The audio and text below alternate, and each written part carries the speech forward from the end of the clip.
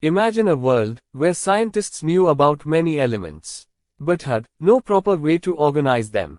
So how did scientists finally create one of the most powerful tools in chemistry, the periodic table? Let's travel back in time and discover the story of periodic table.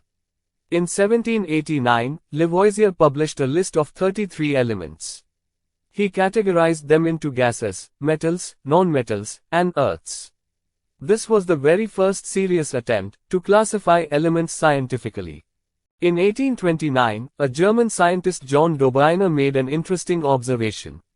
He grouped similar elements into sets of 3, which he called triads. For example, he grouped lithium, sodium and potassium. He noticed that the atomic mass of middle element was roughly the average of the other two. To find predicted mass for middle element, he took arithmetic mean of lithium and potassium. The result is 23, which is exactly the atomic mass of sodium. This was the first time scientists realized that an element's properties might be linked to its atomic mass. Dobereiner could only find 3 triads, and failing to classify all other known elements into this pattern. In 1864, John Newlands arranged elements in order of increasing atomic mass.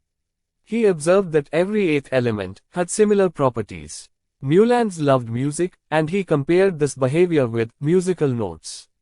In music, after every 8 notes, the same note repeats. This repeating group of 8 notes is called an octave. Since element properties repeated after every 8 elements, he called it Law of Octaves.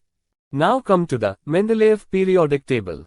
Dmitri Mendeleev was a Russian scientist who arranged elements in a systematic way in 1869.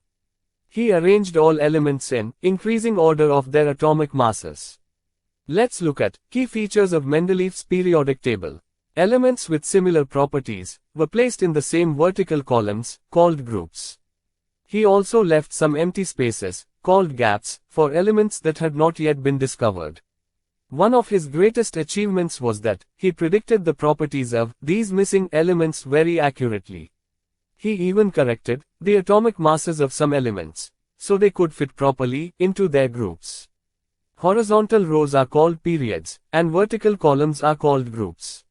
You can also see the gaps in the table, which represent the positions of undiscovered elements at that time.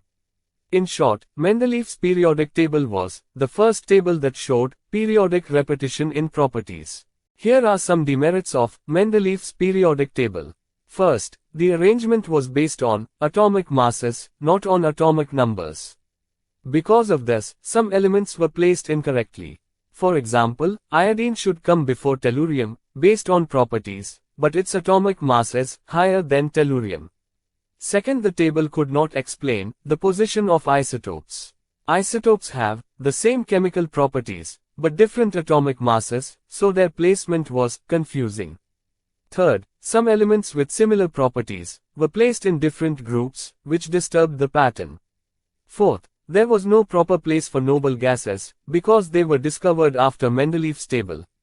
Finally, the rare earth elements, like lanthanides and actinides, could not be properly arranged in the table. Now we understand the contribution of Henry Moseley. Henry Moseley was an English physicist. In 1913 he studied X-rays and atomic structure. He discovered that the properties of elements depend on their atomic number, not their atomic mass. Atomic number means the number of protons present in the nucleus of an atom. This led him to arrange elements in increasing atomic number, and results modern periodic table.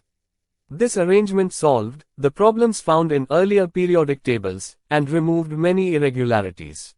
Let me explain salient features of the modern periodic table. The modern periodic table is based on atomic number.